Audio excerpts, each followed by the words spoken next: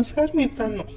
अक्षय आणि माझी काकी स्नेहल यांच्या प्रेमाची आणि भावनांच्या प्रवासाची कथा मी तुम्हाला सांगणार आहे. ही एक खाजगी आणि हळूवार प्रेम कथा आहे. मी कोल्हापूर जवळ एका गावात राहतो. माझे वय 25 वर्ष आहे आणि माझ्या शेजारीच माझी सख्खी काकू स्नेहल राहते. तिचे वय 42 वर्ष असून ती दिसायला खूपच सुंदर आणि आकर्षक आहे. आमची घरे एकमेकांना लागूनच असल्याने माझे तिच्या घरी रोजचे येणे जाणे असायचे. आमच्या या नात्याची सुरुवात झाली 9 वर्षापूर्वी, म्हणजे मी 16 वर्षाचा आणि काही 33 वर्षाची असताना. मी नुकताच वयात येत होतो आणि माझ्या मनात अनेक नवीन भावनांचा कल्लोळ सुरू होता. त्या काळात मनोरंजन आणि माहितीची साधने मर्यादित होती. टीव्हीवरील सावधान इंडिया आणि क्राईम कथा हे माझे आवडते कार्यक्रम होते, ज्यातून अनेकदा मी भावनांना वाट मोकळी करून देत असे. सुट्टीच्या एका दुपारी मी काकीकडे गेलो, तेव्हा तीही मराठी कथा पाहत होती.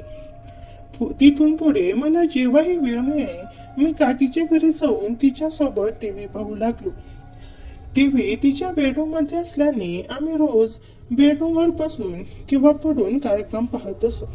या कार्यक्रमामध्ये अनेकदा भाचा काकी किंवा शिक्षक विद्यार्थी यांच्यातील नात्यावर आधारित प्रसंग असायचे, पण माझ्या मनात काकीबद्दल तसा कोणताही विचार कधी आला नव्हता.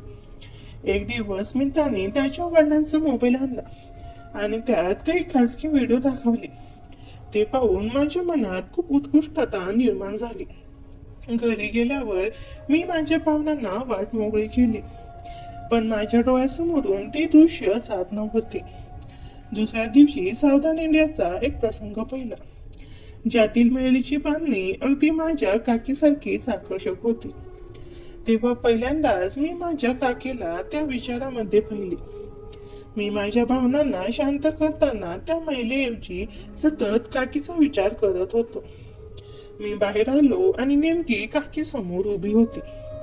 तिला पाहताच माझ्या अंगावर रोमांच उभे राहिले. काकी नेहमी सारखीच होती, पण आज माझी नजर बदलली होती. तिच्या 34, 32, 36 या प्रमाणबद्ध बांधणीकडे, कमरेत खोचलेले पदरातून दिसणाऱ्या पेटाकडे आणि तिच्या आकर्षक वस्त्रस्थळाकडे पाहिल्यावर मला तिच्यातील स्त्रीत्व पहिल्यांदा जाणवले आणि माझ्या मनातल्या भावना अधिक तीव्र झाल्या. मी पटकन तिथून निघून माझ्या खोलीत गेलो. तिथून पुढे माझा जेव्हाही जसा मूड होईल मी लपून काकीला पाहत माझ्या भावनांना वाट मोकळी करून देत असे. हे असे 2 वर्ष चालले. 12वीच्या सुट्ट्या लागल्यावर माझा दिनक्रम जवळजवळ 24 तास काकीच्या घरी सुरू झाला. मी अनेकदा तिला साडी बदलताना पाहिले आणि तिच्या वक्षस्थळाचे दर्शन तर वारंवार होत असे. आमची जवळीक वाढू लागली होती. काका दिवसभर कामावर असल्याने तिलाही माझी सोबत आवडायची, पण हळूहळू काकीला माझ्यातील जवळीक जाणवू लागली होती आणि मी तिला लपून पाहतोय हेही तिच्या लक्षात आले होते. तिने 5-6 वेळा मला दुर्लक्षित केले, पण एके दिवशी तिने मला पकडले आणि खूप कठोर शब्दात समजावले. अक्षय, मी हे खूप दिवसापासून पाहते. हे काय चाललंय तुझं? तू आता वयात आला आहेस, मी समजू शकते, पण आपलं नातं काय आहे? मी तुझी काकी आहे हे तुला शोभते का? त्या दिवशी तिने मला खूप काही सुनावले, पण भीती वाटली की तिने काकांना सांगितले तर खूप वाईट होईल. शेवटी ती म्हणाली, मी तुझी काकू आहे म्हणून तुला सोडते. बाहेरशी काही करू नकोस, नाहीतर कुणाचा तरी मार खाशील. मी खूप चूप ऐकून घेतले आणि आईने हाक मारल्यामुळे तिथून निघालो. त्यानंतर 2-3 दिवस मी तिच्याकडे गेलो नाही. 4थ्या दिवशी काकीनेच मला गाठले. थोड्या रागात आणि थोड्या प्रेमाने म्हणाली, अरे अक्षय, आला नाहीस 2-3 दिवस झाले, रागवलास की काय? अरे मी तुझ्या भल्यासाठी सांगते. आई असल्यामुळे तिने विषय बदलला. हळूहळू आमचा दिनक्रम पुन्हा सुरू झाला. काकी आता माझ्यावर लक्ष ठेवून होती. मी तिला खूप चूप पाहतोय, तिचे अंतर्गस्ते पाहिले हे सर्व तिला माहीत होते, पण ती शांत राहिली. यामुळे माझा धीर वाढला. मी मुद्दाम तिच्या घरी अंघोळीच्या वेळी तिच्या घरी जात होतो. आता तिलाही त्यात एक प्रकारचा आनंद वाटू लागला असावा. आमचा एकमेकांना स्पर्श वारंवार होऊ लागला. नकळतपणे माझा हात तिच्या नितंबांना लागत होता, तर तिचा हातही माझ्या संवेदनशील भागाला स्पर्श करत होता. बोलताना मी एकमेकांना चिटकून बसू लागलो. एकमेकांचे हात हातात पकडत होतो. माझ्यासाठी हे सर्व नवीन होते. काकीने सांगितले की लग्नाआधी तिचा कोणीही प्रियकर नव्हता. 2 मिली असूनही तिचे टापटीप राहणीमान आणि आकर्षक बांधणीमुळे ती अजूनही खूप सुंदर दिसते. अशी माझी सुंदर काकी आता माझ्या खूप जवळ आली होती. दुपारी बेडवर टीव्ही पाहताना मी मुद्दाम पाय तिच्यावर टाकायला सुरुवात केली. 2-3 वेळा तिने काहीच अपेक्षा घेतला नाही. मग मी झोपेचे नाटक करत हात तिच्या अंगावर टाकला. तिने तो एकदा झटकारला, दुसऱ्यांदा झटकारला, पण तिसऱ्यांदा काही बोलली नाही. यामुळे मी जास्त तिच्या जवळ सरकू लागलो. आधी ती थोडी बाजूला व्हायची, पण नंतर तिनेच मला चिटकायला सुरुवात केली. आता माझा आत्मविश्वास वाढला होता. मी माझ्या शरीराचा संवेदनशील भाग तिच्या शरीराला लागेल अशा रीतीने झोपू लागलो. माझ्या अंगावर टाकलेला हात मी घट्ट धरू लागलो. हा सगळा प्रकार खूप हळूहळू सुरू होता. माझा 12वीचा निकाल लागून महाविद्यालयामध्ये प्रवेश घेण्याची लगबग सुरू झाली. त्यामुळे रोजची तिच्या घरी येणे जाणे कमी झाले. एक दिवस दुपारी आम्ही अशी झोपलो होतो. सावधान इंडियाचा तोच प्रसंग पुन्हा लागला. तसा माझ्या मनात पुन्हा भावनांचा कल्लोळ सुरू झाला. मी तिच्या अंगावर हात टाकला आणि जवळ सरकलो. माझा कडकपणा तिच्या नितंबांना स्पर्श करता तिला जाणवला. ती शारली आणि थोडी बाजूला झाली. मी पुन्हा तिला चिटकलो. यावेळी ती थोडा वेळ तशीच थांबली, पण पुन्हा सर्व झाली. मी झोपेची सोंग घेतली. खूप वेळ झाला तरी ती एका बाजूला वळेना. शेवटी मी झोपेत असल्यासारखी करून तिचा पाय माझ्या मांडीवर टाकला आणि माझी मांडी तिच्यावर आवळली. माझा संवेदनशील भाग मी तिच्या मांडीवर दाबून ठेवत होतो. 5 मिनिटांनी ती उठून बाहेर गेली. मला काहीच कळेना. ती माघारी आली आणि थोडा वेळ बेडच्या कडेला बसली. मी पुन्हा माझा पाय तिच्या मांडीवर टाकला. तिने तो हातात पकडला आणि विचारात गडलेली दिसली. थोड्या वेळाने ती वर सरकली आणि माझ्याकडे पाठ करून झोपली. मी क्षणाचा हलका स्पर्श ओळखला आणि तिच्या खांद्याभोवती माझा हात अलगद सरकवला. ती थोडी दचकल्यासारखी झाली, पण दूरही सरकली नाही. माझा चेहरा तिच्या मानेजवळ गेला आणि मी हलक्या थरथरण्या सावसात तिच्या त्वचेचा ऊब जाणवू लागलो. काकीचा श्वासही खोल होत गेला. मी तिच्या मानेजवळ अलगद ओठ टेकवले आणि ती क्षणभर शहारली. अक्षय, काय करतोस? ती कुजबुजली, आवाजात गोंधळ आणि थरथर दोन्ही. मी हळू आवाजात म्हणालो, काही चुकीच नाही काकी, फक्त इतक्या वर्षात मनात साचलेलं सांगतोय. मी पुन्हा तिच्या मानेजवळ हलका स्पर्श केला. ती नको अक्षय, हे बरोबर नाही असं म्हणत लटका विरोध करत होती, पण तिच्या आवाजातला कंप काही वेगळं सांगत होता. तिच्या नजरेला नजर भेटताच तिने डोळे हलके मिटून घेतले आणि चेहरा बाजूला वळवला. मी तिच्या गालावर माझे ओठ अलगद टेकवले आणि त्या क्षणी तिच्या थरथरत्या आवाजात किती अनकट शब्द दडलेले होते ते मला स्पष्ट जाणवलं. मी तिच्या शेजारी बसलो आणि माझा श्वास तिच्या जवळ जाताच ती हलक्या थरथरली. मी हळूहळू तिचे ओठ माझ्या अंगठाने स्पर्शून तिच्या ओठांवर माझे ओठ ठेवले. ती सुरुवातीला ओठ आवून घेत होती, जणू स्वतःला रोखत होती, पण माझ्या हलक्या सावळीने तिची पकड सैल झाली आणि तीही माझ्या ओठांना प्रतिसाद देऊ लागली. चुंबन आता खोल होत गेली. तिचा श्वास वेगाने चालू लागला आणि माझ्या मानेला आणि चेहऱ्याला तिचे उबदार स्पर्श जाणवू लागले. 5-1 मिनिट आम्ही दोघेही एकमेकांना हरवत गेलो. ओठांवर, मानेंवर, गालांवर क्षणागणी ती माझ्याजवळ आणखी विरघळत चालली होती. तिच्या देहात उष्णता वाढत असल्याचं मला स्पष्ट जाणवत होतं. मी तिच्या अंगाला हळूच कवटाळलो आणि ती विरोध करायचा प्रयत्न करत असली तरी तिच्या श्वासातलं कंप वेगळंच काही सांगत होता. तिच्या चेहऱ्यावर हलकीशी लाज, श्वासात कंप आणि देहात येणारा ओढीचा थरथर. हे सगळं मला वेड करत होतं. मी तिच्या कानाजवळ चेहरा नेला आणि कुजबुजलो. काकी, मला खूप दिवसापासून सांगायचं होतं. खूप प्रेम करतो मी तुमच्यावर.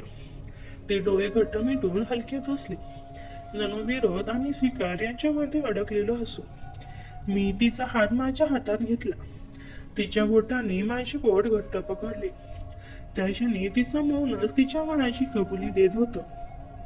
आमच्या नजरा पुन्हा भेटल्या आणि एकदम शांततेत आम्ही दोघंही काही क्षण तसंच थांबलो. तिच्या डोळ्यात भीतीपेक्षा जास्त ओढ होती, एक न सांगता येणारी, न थांबवता येणारी. ती थोडी दूर सरकली, पण तिच्या हाताने माझा हात सोडला नाही. काही क्षणाने तिने विस्कटलेली साडीचा अंचल सांभाळला आणि शांतपणे म्हणाली, अक्षय, हे चुकीचं आहे. मी तुझी काकी आहे. हे कुणाला कळलं तर आपण दोघेही संपलो. तिचा आवाज थरथरत होता. मी तिचा हात अधिक घट्ट धरला. काकी, माझं प्रेम खरं आहे. 2 वर्ष झाली तू सोडून दुसरे कोणी आवडलेच नाही. ती डोळे खाली करून शांत बसली. तिच्या चेहऱ्यावर भीती, संकोच आणि कुठेतरी दडपवलेली इच्छा सगळं एकत्र दिसत होतं. तू अजून लहान आहेस अक्षय, ती हळू आवाजात म्हणाली. तुला वाटतं ते प्रेम आहे, पण हा वेळ तुला चुकीच्या दिशेने खेचतोय. मी तिच्या जवळ झुकलो, पण तिने चेहरा वावला. विरोधासाठी नाही तर स्वतःला सावरायला. मी उठलो, दारापाशी थांबून एकदा मागे वळून पाहिलं. ती तशी शांत बसली होती, पण तिच्या नजरेत स्पष्ट जाणवत होतं की तीही त्या क्षणातून बाहेर येऊ शकली नव्हती. मी हळूच बाहेर आलो आणि त्या रात्रीनं आमच्यातलं अंतर कमी तर केलं, पण नात्याला अधिक गुंतागुंतीचं बनवलं. पण खरं सांगायचं तर त्या रात्रीनंतरच आमच्या खऱ्या भावनिक प्रवासाची सुरुवात झाली. त्या रात्रीनंतर दुसऱ्या दिवशी सकाळी संपूर्ण घरात एक वेगळी शांतता पसरली होती. काकी नेहमीसारखी साडी नेसून स्वयंपाकघरात काम करत होती, पण तिच्या चालण्यातली घाई, तिच्या हातातली थरथर, तिच्या नजरेतला गोंधळ हे सगळं काहीतरी सांगत होतं. मी हॉलमध्ये बसलो होतो, पण माझे डोळे तिच्या मागेच फिरत होते. मला माहित होतं कालच्या रात्रीचा सण तिच्याही मनातही तितकाच फिरत होता जितका माझ्या मनात. ती माझ्याकडे न पाहता काम करत राहिली, जणू माझ्याशी नजरा भिडल्या तर स्वतःला सावरू शकणार नाही असा तिचा अंदाज. मी उठून पाण्याचा ग्लास घ्यायला गेलो. ती वळली आणि क्षणभर आमची नजरानजर झाली. तिच्या डोळ्यात तो दडपलेला उष्णपणा, तीच भीती, तीच न बोलता येणारी इच्छा होती. ती लगेच चेहरा वळून दुसऱ्या बाजूला पाहू लागली, पण तरीही तिच्या श्वासाने तिचा गोंधळ सांगितलाच. मी शांतपणे तिच्या जवळ गेलो. माझ्या जवळ येता तिच्या हातातील चमचा थरथरला. मी काही बोललो नाही, फक्त तिच्या मागे उभा राहिलो. आमच्या मधली हवा अचानक उष्ण झाली. काकी हलक्या आवाजात म्हणाली, अक्षय, काल जे झालं ते विसर. मी कुजबुजलो. तू खरंच विसरू शकशील? ती थोडी थांबली. तिच्या श्वासाची खोली वाढली, पण ती विरोधासाठीच म्हणाली, विसरायला पाहिजे. मी तिच्या खांद्यावर एक हलका अलगद स्पर्श केला. तिने डोळे घट्ट मिटले, जणू पुन्हा स्वतःवर नियंत्रण ठेवण्याचा प्रयत्न करत होती, पण त्या स्पर्शाने तिची पाठ एक क्षणभर शहारली. तिचे हात, तिचा श्वास सगळं सांगत होतं की ती विरोध शब्दांनी करत होती, मनातून नाही. मी हळूच तिच्या कानाजवळ झुकलो आणि शांत आवाजात म्हणालो, तू काहीही बोल, पण काल जे होतं ते दोघांच्याही मनातून आलं होतं. काकी, तिच्या ओठातून एक निस्वाळस बाहेर पडला, नकाराचे नव्हे, स्वीकाराचा. ती तिथून बाजूला होण्याचा प्रयत्न करू लागली, पण तिचा हात माझ्या हातात लागला आणि ती पुन्हा थांबली. ती म्हणाली, अक्षय, माझं मन कमकुवत करू नकोस. मी तुझी काकी आहे, मला नाही परवडत हे. मी तिचा हात पकडला. ती थरथरली. काकी, मला रोज दिसतं तुझं मन काय म्हणते. तू फक्त स्वतःला थांबवतेस. ती थोडा वेळ शांत राहिली, मग हलक्या आवाजात म्हणाली, अक्षय, मनाला कधी कधी चुकीची ओढ होती, पण त्यावर चाललो तर आयुष्य उद्ध्वस्त होतं. मी तिच्या हाताचा स्पर्श अजून घट्ट केला. पण मनातली ओढ इतकी खोल आहे का? तू का थरथरतेस? मला स्पर्श झाला की ती काही बोलली नाही. तिचा श्वास तिचा उत्तर होता. काही क्षण शांतता पसरली. मग मी एक पाऊल पुढे टाकलं आणि ती एक पाऊल मागे गेली. पण नजरा मात्र आमच्यापासून हटल्या नाहीत. तिच्या डोळ्यात पहिल्यांदाच एक स्पष्ट स्वीकार दिसला. त्या नजरेत भीती होती आणि त्याचवेळी एक मनावर ओढही. मी हळूच तिच्या चेहऱ्याजवळ हात नेला. ती आवरायचा प्रयत्न करत म्हणाली, अक्षय नको. पण ती दूर झाली नाही. मी तिच्या गालाला हलका स्पर्श केला. तिच्या श्वासात उष्णता दाटून आली. ती कुसकुसली, काहीतरी होईल, कुणीतरी पाहिल, थांब. पण तिचं मन थांबायला अजिबात तयार नव्हतं. ती मागे सरकत सरकत स्वयंपाकघराच्या भिंतीला टेकली. मी तिच्या समोर उभा होतो. आमच्या मधली हवा तुटायला लागली होती.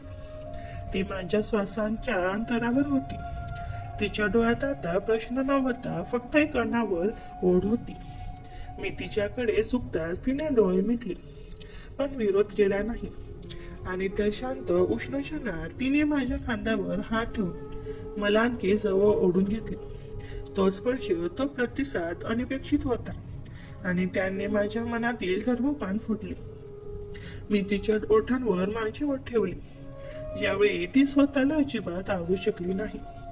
तिच्या ओठामध्ये तिच्या श्वासात एक तीव्र प्रतिसाद होता.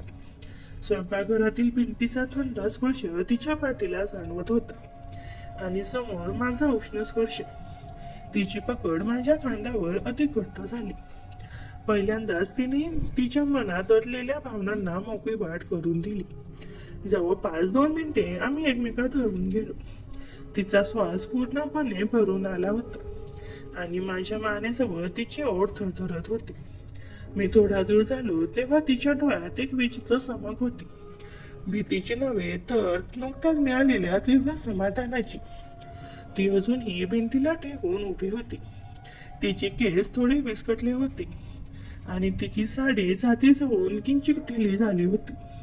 मी तिचा हात हातात घेतला. तो हात आता थरथरत नव्हता, पण उष्ण होता. अक्षय, आता काय? तिने अत्यंत हळू आवाजात विचारले. जणू हा प्रश्न ती स्वतःलाच विचारत होती. का की मला फक्त तुझं प्रेम हवं. मी तिचा हात माझ्या छातीवर ठेवत म्हणालो. तिने डोळे मिटली. मी तुझी काकू आहे, हे विसरू नकोस. नाही विसरणार, पण मला तुझ्या डोळ्यात दिसते. तूही विसरू शकत नाहीयेस. मी उत्तर दिले. ती थोडी सरळ झाली. कोणाला सांगायचं नाही, कधीच नाही, तिने कठोर आवाजात सांगितले. पण तिच्या डोळ्यातील ओढ स्पष्ट होती. मी हसून तिच्याजवळ गेलो आणि हळूच तिच्या गळ्यावर चुंबन घेतले. प्रॉमिस. यानंतर तिने स्वतःला सावरली आणि ती स्वयंपाकाच्या कामाला लागली. पण आता आमच्या नात्याला एक नवीन खासगी वळण मिळाले होते. ती वारंवार माझ्याकडे पाहत होती आणि मीही तिला पाहून स्मित करत होतो. ती लाजायची आणि पुन्हा कामात लक्ष द्यायचा प्रयत्न करायची. संध्याकाळपर्यंत ती शांत होती. पण रात्री जेवण झाल्यावर जेव्हा काका बाहेर फिरायला गेले आणि आई कोणाशी तरी बोलत बसली, तेव्हा मी तिच्याकडे गेलो. मी तिच्या मागोमाग तिच्या बेडरूम मध्ये प्रवेश केला. बेडरूम मध्ये शांतता होती. ती बेडवर बसून काहीतरी वाचत होती.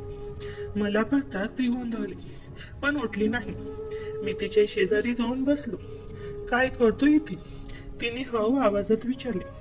तुला पाहायला आलोय, मी तिच्या जवळ सरकत म्हणालो. ती हसली, पण ती लाजली होती. जाता कोणीतरी येईल. मी तिचा हात हातात घेतला आणि हळूच तिच्या बोटांवर माझे ओठ टेकवले. अक्षय, नको रे, थांब. तिने विरोध केला, पण तिचा हात काढला नाही. मी तिच्या चेहऱ्याकडे पाहिले. तिच्या डोळ्यात नकोपेक्षा थांबावं जास्त दिसत होते. का की मला थांबवायचं नाही. मी तिच्या जवळ झुकलो. ती लगेच उठून उभी राहिली. साडीचा पातळ व्यवस्थित केला. अक्षय, ही खूप मोठी चूक आहे. तू आता घरी जा. पण तिच्या आवाजातला आत्मविश्वास आता डळमळ झाला होता. मी उठलो आणि तिच्या समोर उभा राहिलो. एकदा खरं सांग, तुला काय वाटतं? तिने माझ्याकडे पाहिले. तिच्या डोळ्यात पाणी जमा झाले होते, संकोचाचे, भीतीचे आणि अनावरवडीचे.